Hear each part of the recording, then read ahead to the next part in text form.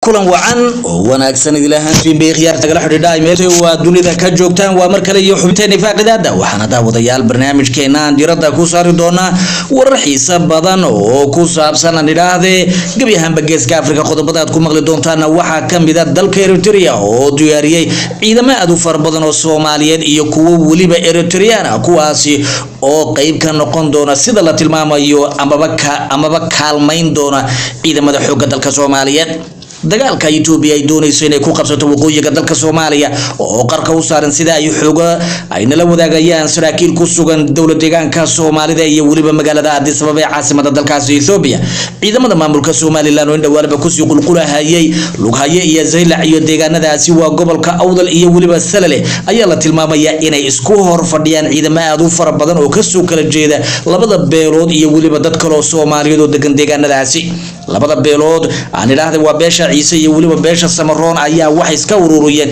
ciidan aad u fara badan iyagoo helay hub aad u fara badan oo haatan aan ka gaabsanayna deegaanada ay ka heleen waxa kale oo daawadayaal barnaamijka aad ku maqli doontaan hadduu rabbi idmo dawladda Talyaaniga oo sheegtay inay si toos ah u taageeri doonto ciidamada xoogga dalka Soomaaliyeed dagaalka ay ku doonayso Ethiopia inay ku qabsato waqooyiga oo aad moodo dhankaasi iyo inay u sii gurguranayaan labada dhinacba in uu dagaalku ka qarxo labadaasi wadan qodobo kale oo ku saabsan nidhaahday xaaladda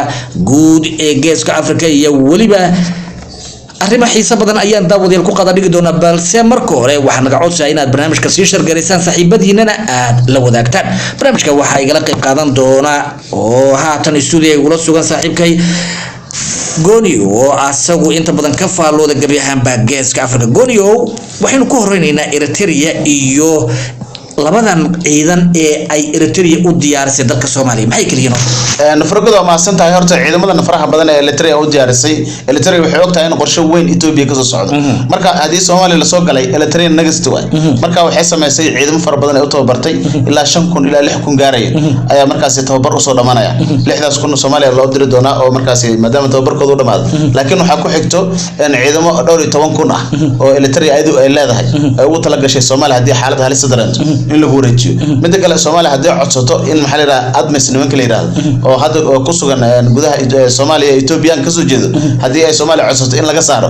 in ciidamada bedel laha inay keenaan Eritrea inay keenaan marka halkaasi waxa way Ethiopia waa ka naxsan tahay waxay leeyihiin marka nimankan inta ciidamo geen waa inaan weerarna oo Ethiopia qorshe ay hadda ay diyaarinayso waxa leeyahay Eritrea horta waa inay dhaga ku dhifana Soomaaliya intaan gaarinba Soomaaliya badeeda iyo kiiskeeda wixii noo dambeeyo nimanka hadda oo kartida ismuujinay oo aad macna faanayo ciidamada diyaarinayo soo Soomaaliya wax dhirgelinay Eritrea marka hore ku bilaabayna oo Eritrea rabaan marka hore dagaal ku qaadan waliba dhagaa ka jafaanay rabaan marka Eritrea ay baash ku bilaabato way ogyiin in Eritrea wax ka qaban karin oo hadda intaas laba gobol ay ka badan ka haysataa marka waxa dareemi kartaa in Abiy Ahmed marba meel lugta gelina hadda Eritrea lugtiisa ku socota oo maalmo la soo dhaafay Soomaaliya ku socda Lughaye ku socda gudaha la dhahay hadda Eritrea ay u soo jeestay wuxuu leeyahay nimanka dhiirigelinta ciidamada tababaray ee geesinimada macnaha Soomaalida tusinay oo dhahay iska celiya wax walba anaga diyaarnay leh horta wuxuu leeyahay siyaasad fork marka waa in asaga la weeraro duqeynta lagu bilaabo markaas kadibna anaga awood aan isticmaalno si aan asmar u qabsano oo badahaasna aan u isticmaalno oo si toos Eritrea aan gudaha Ethiopia ugu celino wixii 93 Korea Ethiopia kamid ahaayeen marka qorshahaas ayuu ninka la yiraahdo Abiy Ahmed wata laakiin waa day horgelayso meel kasta dagaal hada iskaga furto baashu ku balaaran kartaa marka Abiy Ahmed waxa dhici karnaa dagaalkii hadda oo Soomaaliya oo ku jaxwareeray mar Eritrea la aada mar Soomaaliya la aada marba meel kula wareega marka xaalad halisa oo dagaal weyn oo markaas dhinacyo badan ah ay Abiy Ahmed ku soo socdo hadii ahlad dhanka Soomaaliya diyaar garooday waxayna Soomaaliya anaga wuxuu ka sheegay in hadii ay ku soo xadgudbaan dhulka Soomaaliyeed iyo badda Soomaaliyeed hal askari oo kamid ah waxta soo galo in dagaal kale hortiga doonaan marka waxa dareemi kartaa Abiy Ahmed isagoo fadhiyo oo daawanaya madaxweynaha Soomaaliya oo dhahaya dagaal ay kala hortagayna shacabka Soomaaliyeed oo isdifaacayaan waxa dareemi kartaa xaaladda meesha ay marayso mid kale madaxweynaha Soomaaliya wuxuu ka xanaaqay in la siiyay shahaado la siiyay Abiy Ahmed wuxuu yiri nin dal islaamid ku xadgudbay in shahaado la siiyo mudnaan qamadiya sheegaysa ilaa burmay haato wax faa'iido leedahay in ninkaas shahaado la siiyo ma ahan marka howlo badan way jiraan dagaal badan oo soo socda madaxweynaha Jamhuuriyadda Federaalka ee Soomaaliya Xasan Sheekh Maxamuud Ciidiyuhu aad ugu dagaalamay shirkii Talyaaniga ka dhacayna aad iyo aad u karbaashay taasi ummadda Soomaaliyeed iyo dadweynaha toona kama qarsoonay laakiin Talyaanigu labada dhanba uu taageerayaa baa la yiri oo Ethiopia uu ku xaabinaya hubka Soomaaliya uu ku xaabiyo raba hubka isugu dhiibaba horta Ethiopia hubka oo siinay waa hub oo horta ka iibsanayo waay oo Ethiopia markay tirada hub iibsanayna lacag adduunka qof walba hub uu iibiyo wana sameeyaa marka kan way kala duwan tahay Soomaaliya koonfurta Soomaaliya waxa gumaysta Talyaaniga marka in la taabto badaheeda dhulkeeda Soomaaliya Italy ma ogola sababtoo wadamada ilaa shan ka mid ah sida Talyaaniga Ingiriiska Mareykanka Faransiiska wadamada Soomaaliya la socdo xaaladeeda waxyaabo badan ka faa'iido kamid ah midalan xeebaha Soomaaliya waxa joogo maraakiib Mareykanka reer galbeedka ay leeyihiin sida Talyaaniga Ingiriiska ayaa joogo marka nimankaas faraha badan iyo maraakiibta faraha badan kalluumaysi iyo qaraad badan ka helaan intii joogan waxay leeyihiin waxa ilaalinayna hubka inuu soo galo waxaan ilaalinayna waxyaabo sharci darrada ah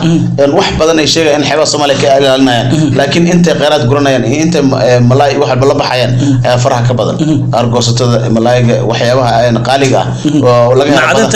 helo badaha ku jirto dhanba way la baxaan marka Soomaaliya tubooyin kala kaga socdo mar rabaan marka in wadan kale intuu yimaado sababtoo Soomaaliya way dahantahay oo waxay dhan way buuxaan marka in wadamo kale intii yimaadaan ay dafaqsadaan mar rabaan Ethiopia kale waa landlocked mar rabaan in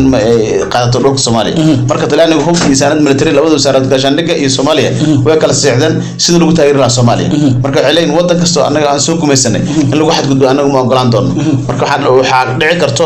in Talyaanigu si toos u taageero Soomaaliya miisaanad military oo shakal aan ahna in la siiyo maxaa dowladda federaalka Soomaaliya waan garanay qodobadana waxaa ka mid ah in beelaha degan Awdal State iyo waliba Salal waa deegaanada ay Etoobiyaanku doonayaan inay xoog ku qabsadaan